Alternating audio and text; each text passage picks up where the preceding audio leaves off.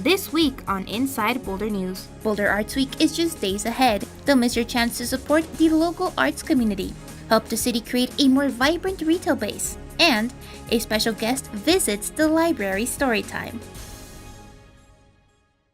Welcome to Inside Boulder News, your source for all things Boulder. I'm Jocelyn Avendaño. Boulder Arts Week is back for its 6th year and will take place across the city from March 29th through April 6th. The event will showcase Boulder's vibrant arts and cultural offerings, including art walks, exhibitions, performances, and more. One of these events will include a dance performance by Boulder's Third Law Dance Theater with music provided by the Boulder Bach Festival.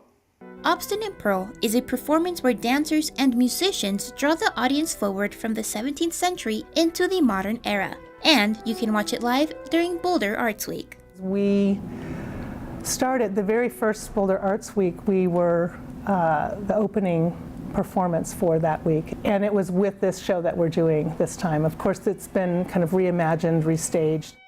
Katie Elliott and Paul Fowler are artistic and executive directors of Third Law Dance Theater. Third Law has been producing original work since 2001.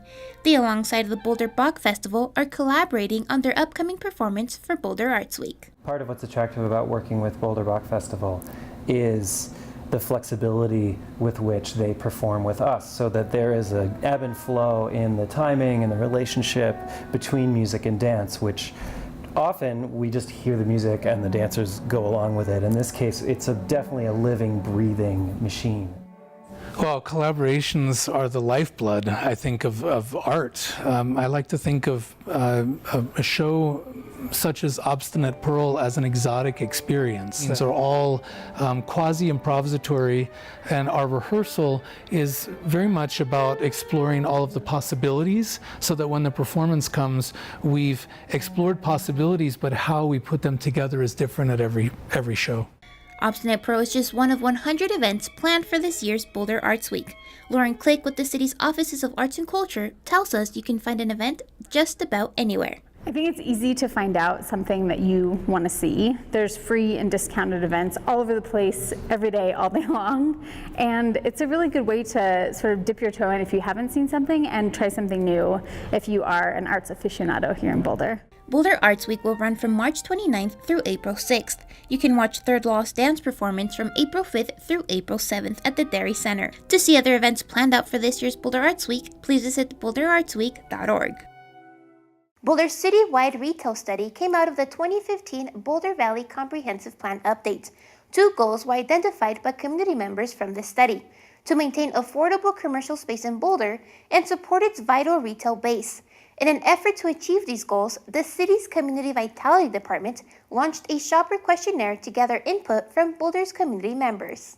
Earlier this month, the public engagement phase of the citywide retail study was launched. It was launched with a shopper questionnaire to collect input from Boulder community members of all ages, incomes, and backgrounds. Retail is something that people don't necessarily think about on a day-to-day basis, but when you're first visiting a community or moving to a community, it is something that reflects the character of wherever you are. It also has a pretty big impact on people's day-to-day life if they are or aren't able to meet their needs for basic goods and services in their own community. In July of 2018, City Council directed staff to pursue the 2015 Boulder Valley Comprehensive Plan's goals in a manner that reinforced the core values of the city, such as supporting retail that is welcoming and inclusive, sustainable, and supports a sense of place. The survey is going to be a big part of the data collection phase of the study. We're really hoping to collect as much information as we can about what types of retail members of our community are looking for and needing here.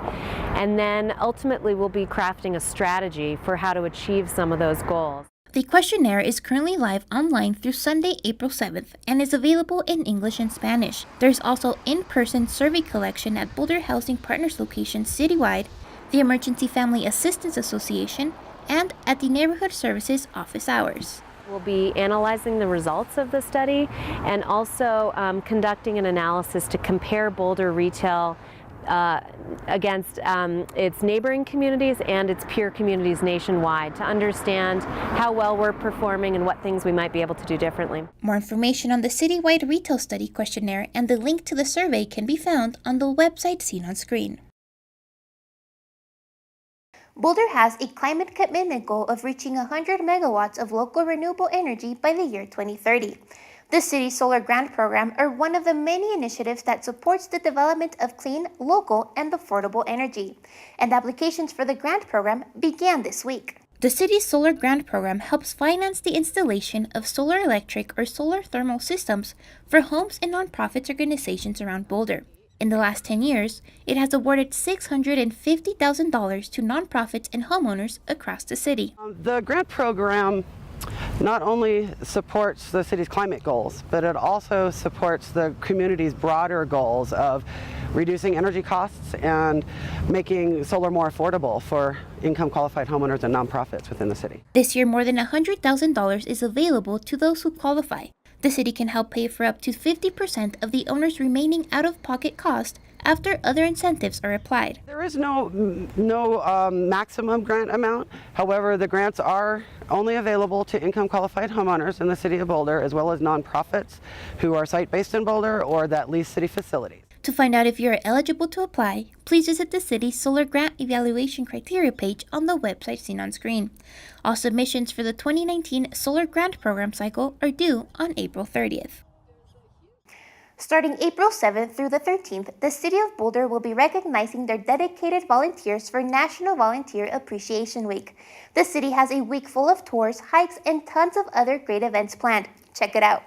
Did you know there are more than 6,000 community volunteers helping out around the City of Boulder? In 2017, close to 90,000 hours of valuable time was donated by passionate residents to the community. This translates to about $2 million in volunteer supports. So we are so incredibly fortunate to have such an active, engaged, and dedicated community of volunteers in Boulder.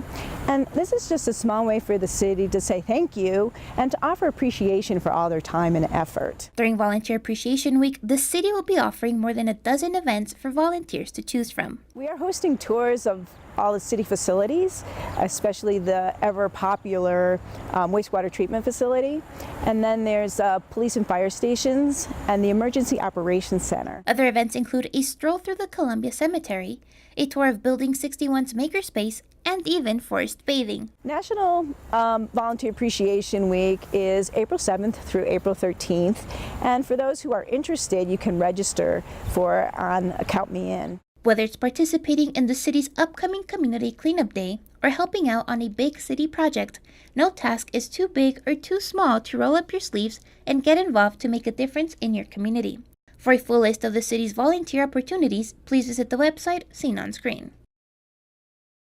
Boulder's Public Library offers interactive story times designed to support early childhood literacy. And this week, a very special guest stopped by and joined the children's story time. Congressman Nichols was the featured storyteller at the main library's all-ages Storytime. Nichols read, sang, and even danced along with Boulder's youngest community members. Congressman Nichols is the new U.S. House Representative of Colorado's 2nd Congressional District, serving Boulder and several other communities in northern Colorado. Childhood literacy is just really incredibly important to me. I think it's something that we ought to be focused as policymakers on, and so being able to participate in this program was a good way to highlight that. Thank you so much for joining us on this week's edition of Inside Boulder News. If you have pictures, news tips, or events you'd like to see featured, we love to hear from you. Connect with us on Facebook and Twitter. You can also sign up to receive video updates right in your inbox. Just go to boulderchannel8.com and click on subscribe. Have a good week.